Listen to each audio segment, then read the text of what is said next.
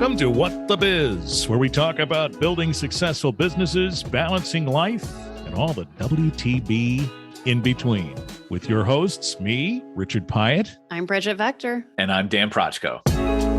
Welcome back to What the Biz. So happy that you've clicked the play button and joined Dan and Brigette, me, Richard, as we visit with you about what the biz, right? What is going on in our business lives and sharing those thoughts with you. And we invite you to share with us, too. If you've been to our website, and if you haven't, you should. But if you've been there, you see there's a nice little voicemail thing on the bottom, which Dan, the tech expert, knows how to do. I don't know how to do that, but glad you found that, Dan. Totally, yeah. Just click it, leave us a voicemail if you have a question or a comment, you want us to cover something. Yeah, it's real quick and easy, and we listen to all of them, so thanks. Of course, you can always message us through social media and all of that fun stuff if you prefer. What's up? What's everybody up to? I don't know if you guys have where you found there are like periods in the month where you are hyper focused and everything is just kind of finally coming together. I have found that I go through these ebbs and flows where I've realized I have very good working days.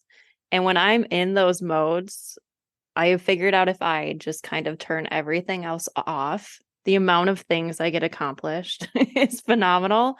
And I had that for like 3 days this last week. And I have never come up with better ideas in my entire life. Oh, it was amazing. Wow. Yes. Like attributed to like a special tea, like a meditation. Maybe you went to like a Reiki session or something. No, nothing. It's just like how'd you get 3 whole days? Bourbon? I don't know. I woke up one day. Yeah, right. Right. I woke up one day and I had this light bulb moment for this issue that had been bothering me. And I think I dreamt about it actually. And I woke up with this clarity of, oh my gosh, I have the solution. And I actually made this whole decision tree that went with it to like map out the solution for the team. And it just never stopped. And I ended up, and I don't write, I normally type on my computer, and I had a notebook out and I ended up with, I think, 35 full pages of just things. Like it was full clarity for what I needed for fourth quarter. I don't know. It's been an amazing week. They say like I'm the same way. I do a writing when I'm out brainstorming or doing things. It's writing. I got my Remarkable, and so I'm out at a coffee shop or I don't know, in a dark corner somewhere with a little light over it or whatever. But there's something about writing. They've said it forever. Like writing stimulates, ideas in the brain, creativity, where typing isn't quite there. So I totally get it. Question: are you the type of person? Remind me. Are you the type of person that goes to sleep at like the same time every night, like super strict about it? Gets up same time? No, I wake up at the same time, even without alarm. So I'm just awake. But sleep, no. Mm-mm. No. Oh, okay. I was gonna say because I don't know what the secret is. That's really cool. I wish I had those days. I do find there are some times in a month where I am better as well. It's usually like the last week of the month. I'm great. I don't know why. And like the second week of the month, I'm okay. But outside of that, the first and third weeks are horrible usually. Because the first week of the month, and it's not horrible because of this, it's just my productivity is shot because I've got client meetings all week that first week of the month. So I just don't get things done aside from client meetings. And that is getting something done, but it's not the same as doing the work. So yeah, there's that piece, but that's in 3 days. Nice. Yeah, amazing. Somebody once told me it had something to do with moon cycles. I have not fallen down that whole rabbit hole, but I was also told in one of my masterminds to start tracking it, like tracking those productive days and see if you can find a trend. Because if you do, you can actually block those times out on your calendar and just not schedule anything, thinking that they're going to be your hyper productive days. Yeah, I was in full visionary mode. It was amazing. That's awesome. No, they're total cycles. with nature and everything for sure. I mean, you said the moon cycle, and the first thing that hit me was like, cool, I'm gonna hang a crystal in the corner. We're gonna purify the air with some quartz or something. But like that's not it at all. It's not it at all. Like the moon, I mean, it hits tides, it affects things naturally on our planet. And so it would make total sense that maybe there's something attached to it in some way. If you do that tracking, let me know what you find out. I will. That's really interesting. I haven't done that yet either. I know my wife is into those kind of cycles, and she does journal quite a bit and keeps track of where the moon is at and how she's feeling and everything. But me and her, we've never talked about, if she has, anything connected. So she might already have the answer. She might, and I'm like not finding it, and she's not sharing it either. Great, thanks. Yeah. Well, you haven't asked. Maybe if you ask her, you've unlocked the secret for all of That's it. Right. I just have to ask. Right. She may think you're not interested in the answer. New assignment. Dan needs to ask Jenny if she has found there you go, the secret. Yeah. And report back. You got to share that then. No, I know I do. That's not considered proprietary. Yeah. That's just sharing is caring. Not. You're right. Yep. If that's how IP law worked, that'd be hilarious. Sharing is caring. That's the new law of the land. Mm-hmm. Oh, that's good. That's really good. What have we been up to? What have I been up to? We have, personally, we've just been working on our deck. Oh my God, I'm so sore right now. It has been weeks of just sanding. And we're like right there. We're about to start staining. It's so awesome. The transformation has been out of this world. But business-wise, we have been pivoting into a new area, not a new area, I should say, but we got some feedback from our clients that wasn't very positive. And usually when one gets that, one's worried that your clients are jumping ship. The fun thing is every client, and I'm going to say fun, every client was like, we love your work. We just want you to level up these things. And I was like, I have the best clients in the world. They're helping me improve my business. Holy cow. And so what they all told me was, we want you to tell us what we should be doing instead of us collaboratively coming up with it. And I was like, wait, what? So it's giving me carte blanche to pretty much come up with, the whole system for them and just run it and be able to go out like a quarter to half a year out, which is awesome. We'll be able to be so far ahead for our clients. It was really interesting to hear that from them, where they just wanted that direction, more of it, rather than collaborative, which was pretty neat. You don't usually hear that. That's amazing. That right there is ideal client world. Like, oh, you want to rely on the expert to do what you hired us to do. I feel like a lot of clients hold themselves back by not allowing us or relying on us. So amazing. Mm-hmm. Yeah. So we're working really hard now for basically the new year in Q1 in 2024 to have all of 2024 calendars all planned out year-wise, and then Q1 in detail, so that before Q1 hits, it's pretty much done and it's running. And then we're doing Q2 in Q1, which is awesome. That'd be so far ahead. Be amazing. So yeah, that's just only going to up-level the services you provide. I love it. I'm hoping it means we can focus more on that relationship and like that advising value, because it has felt every month like it's a rat race to get the next month up, and them coming forward saying, no, just tell us what we're doing. We've pretty much done this for over a year now. You know what's going on. Just tell us what we're doing and let's get it all done ahead of time. I'm like, you're the best. You clients are awesome. Well, yes, we will do that. That was my response immediately, was like, yes, let's do that, please. So yeah, it's exciting. Well, I got to tell you both make me feel like a big slug.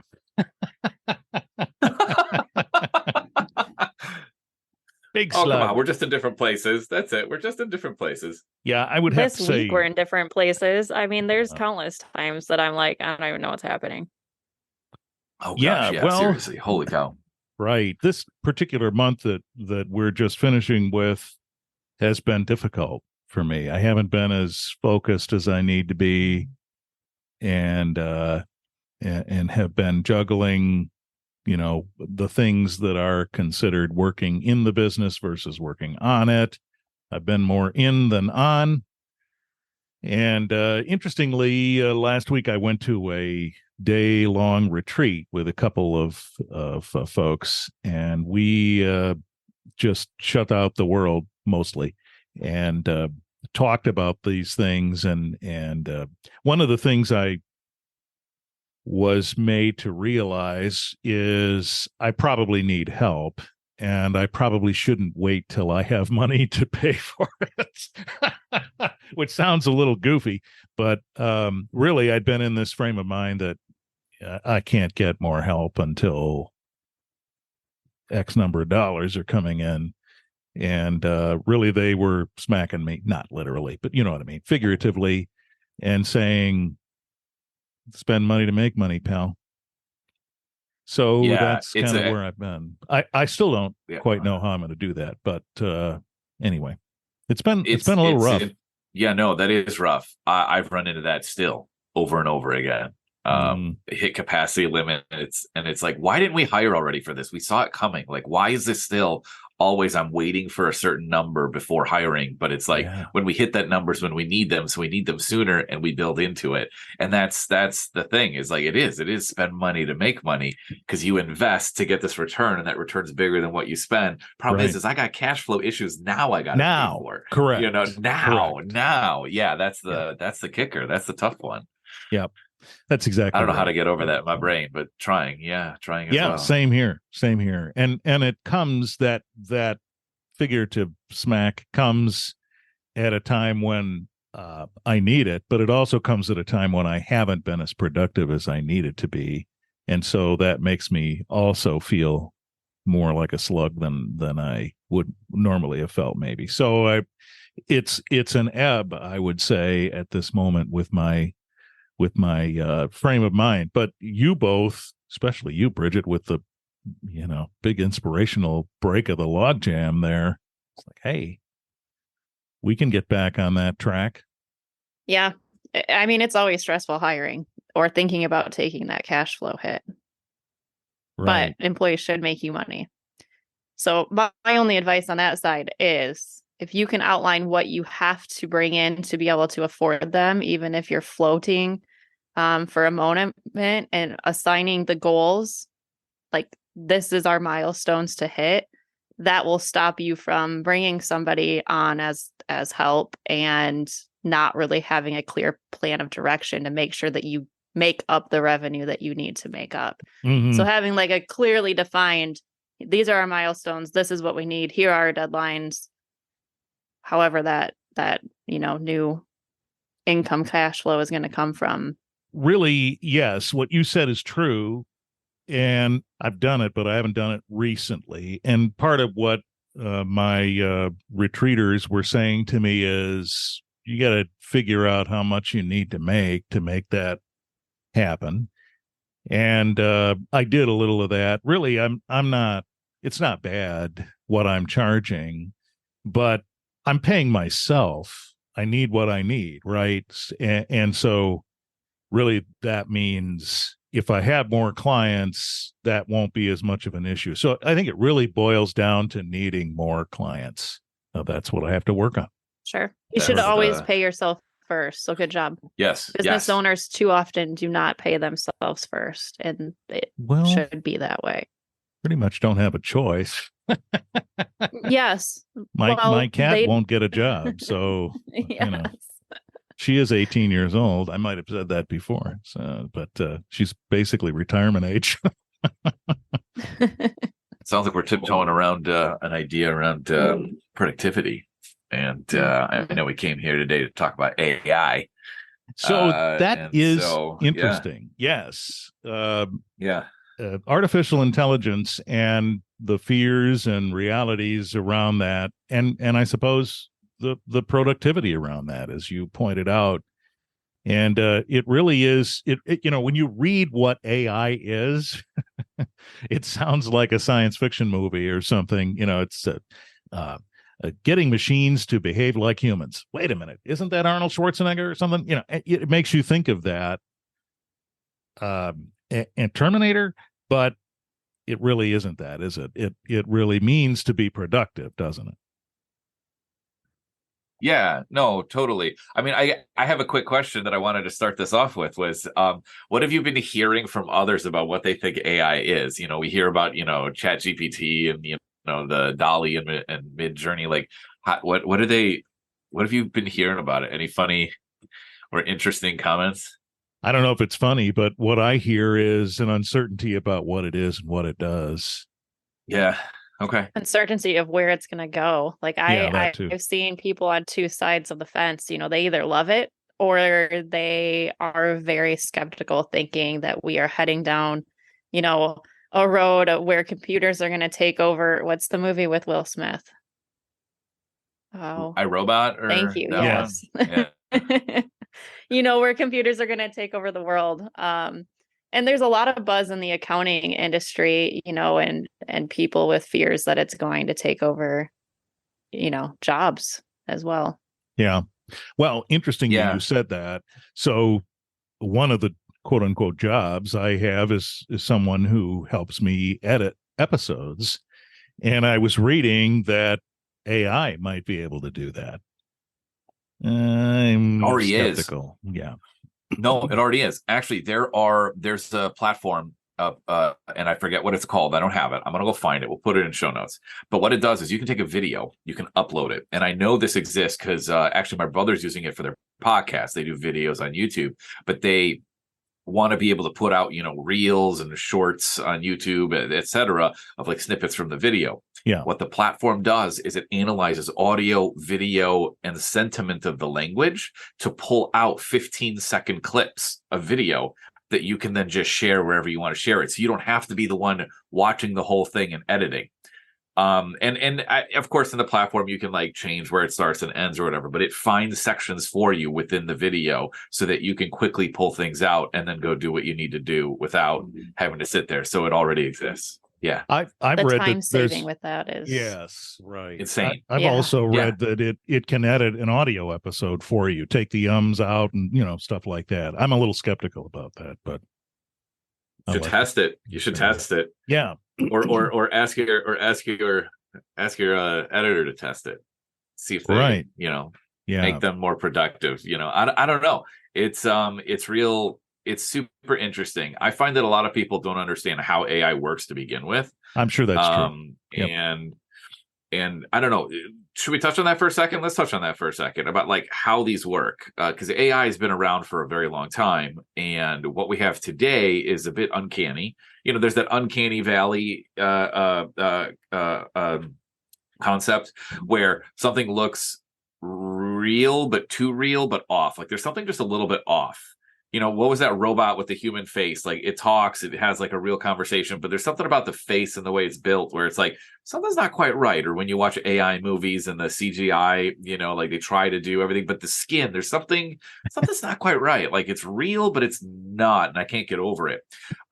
That's kind of where AI lives right now. But why is it like that way? Well, so the way AI works is they're called language models, they're LMLs, they're machine learning models.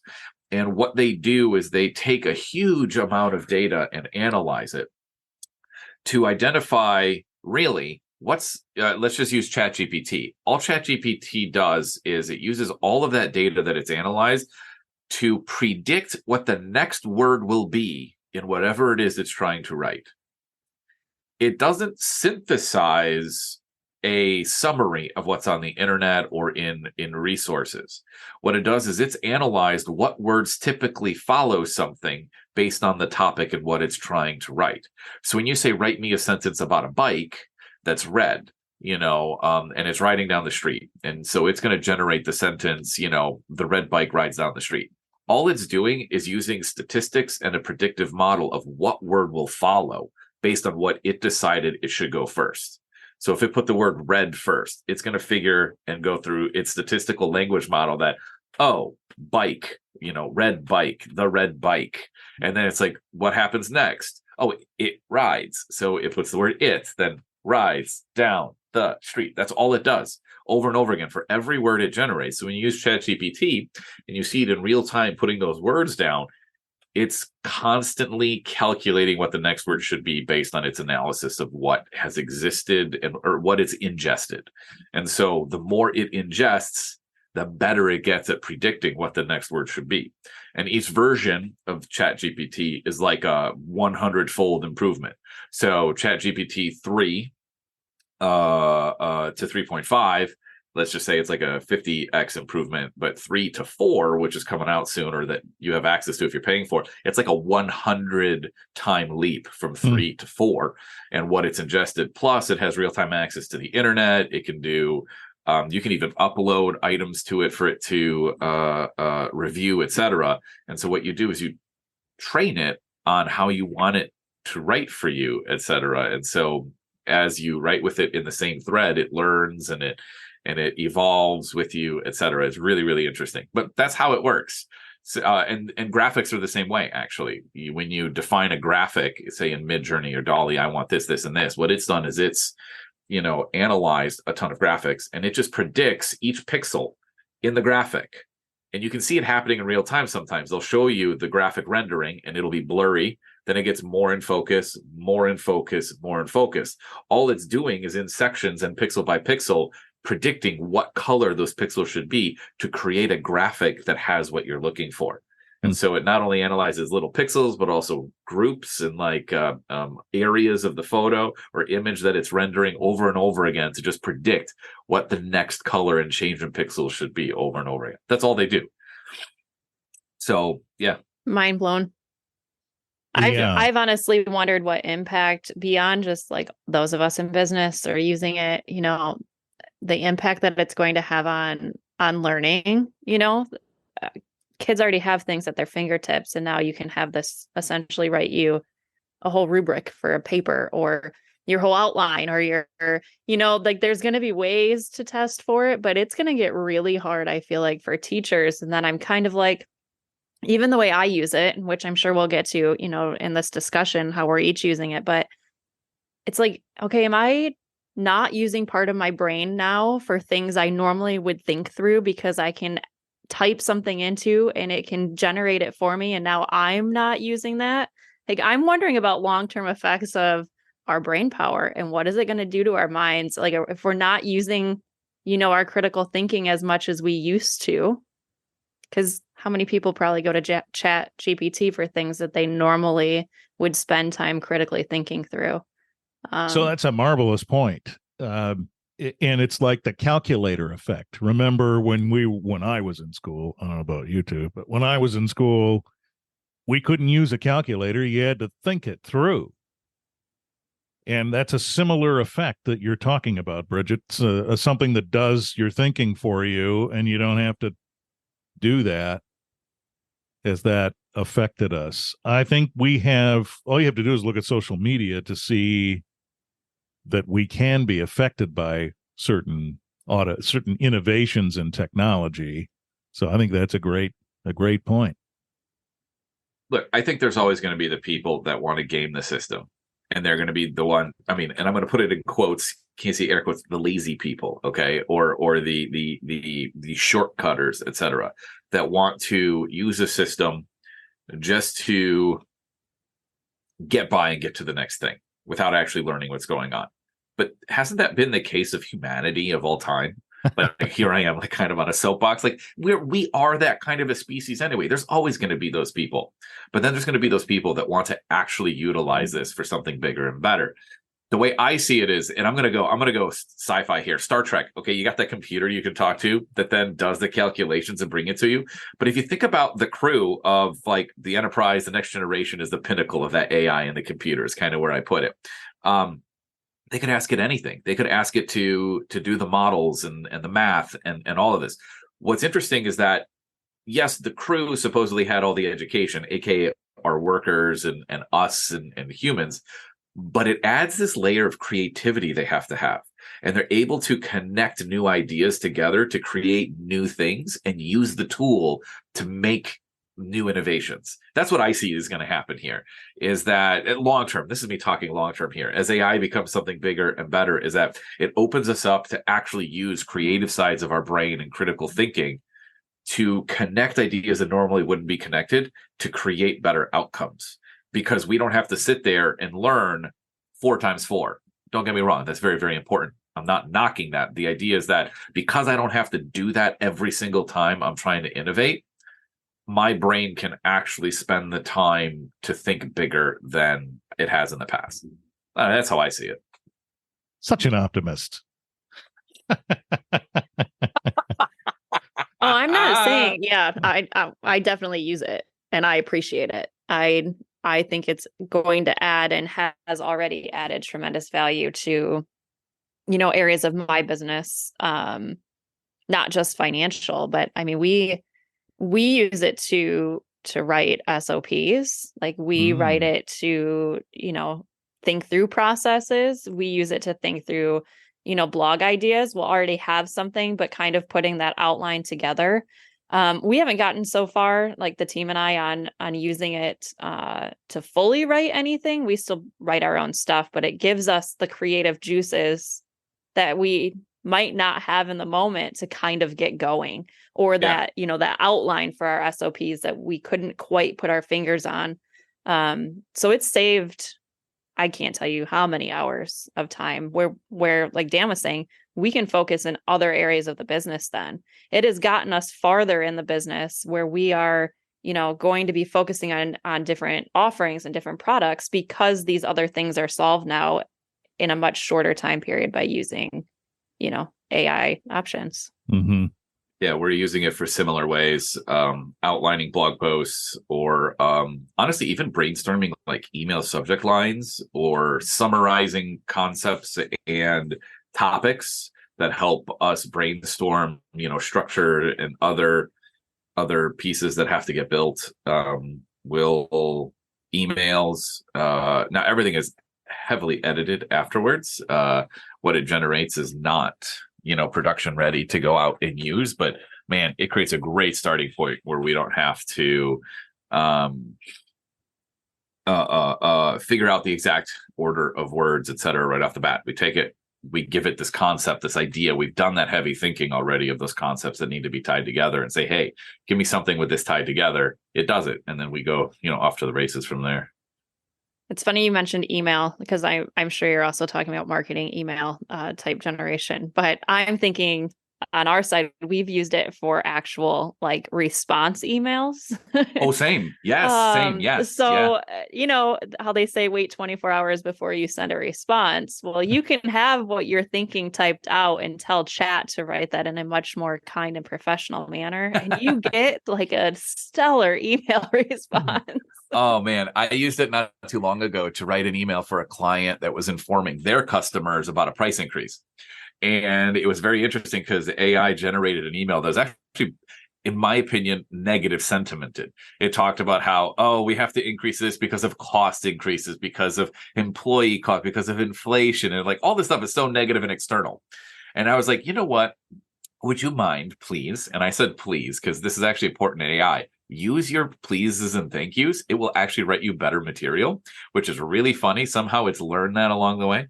But we said, would you mind rewriting this with a positive spin?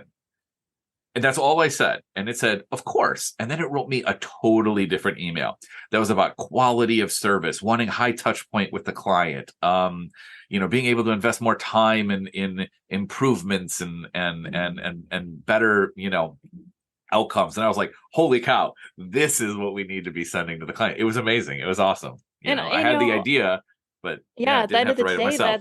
that's really what you were going for in the impact of the email. And it is sometimes hard for us to think through, how to put those words that are in our brain on paper. Right. And the fact that we can use AI to help us through that. Oh my gosh, the time savings is that to me alone is, I love AI for that.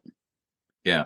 I'm going to have to give that a whirl because I like to fashion myself as a pretty decent writer. So I just tackle it.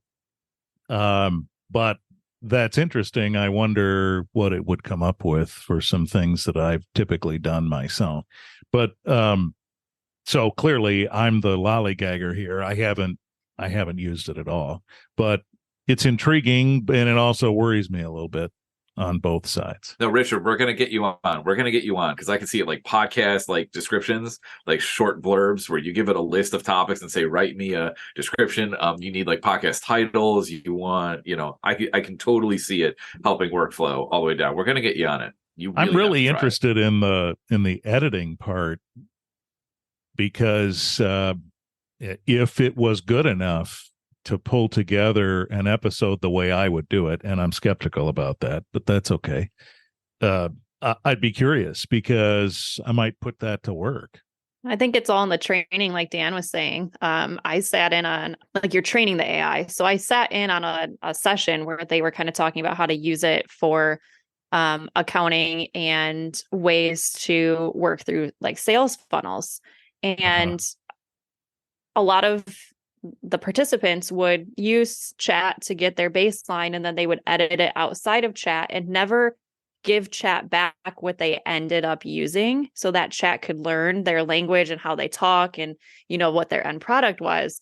And they went through a whole session where they would continually update and then share it back with chat and then give them another, give chat another prompt of what they wanted. And so as it was going, you could see it was learning everything about the way that they would talk or edit something and getting better and better and better. And I would think with your editing, it would be the same kind of thing. If you gave the feedback, to what you didn't like on how it edited, it's going to learn how you actually want it done and get better. And you may end up with a result that's pretty close to your expectations.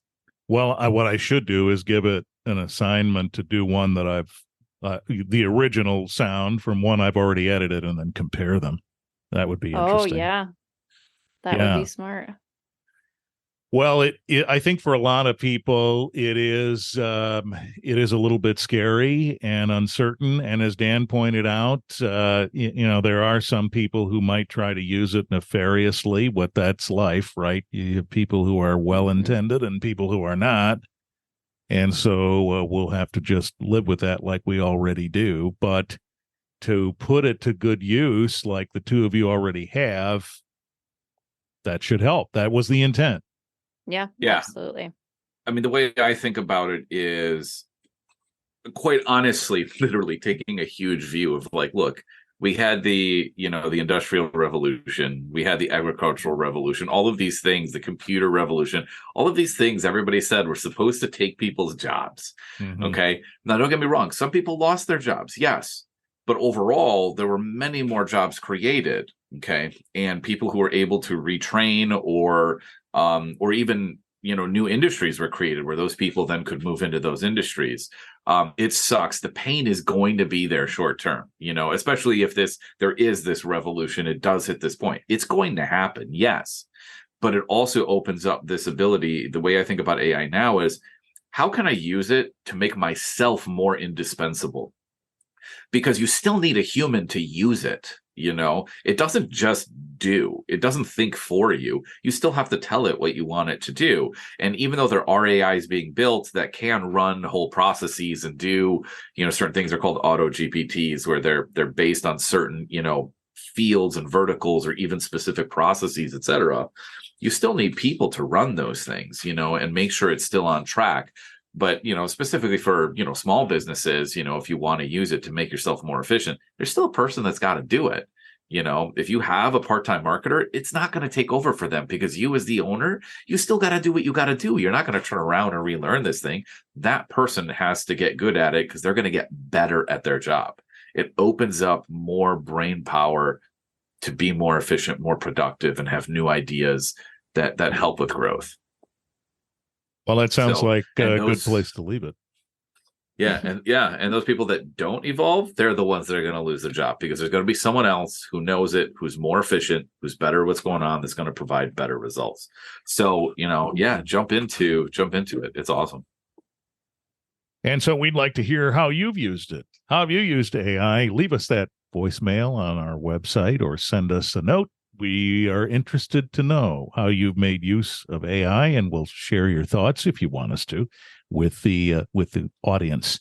And speaking of people with whom we work, look out for our next episode coming up where we're going to talk about contractors and 1099 employees maybe that's not the right word, Bridget, employees. But anyway, folks who might help us with certain projects or the overall goals of our jobs, we'll talk about that in the next episode of WTB. Until then, let us know how you're doing and what you're doing that's been successful. See you next time.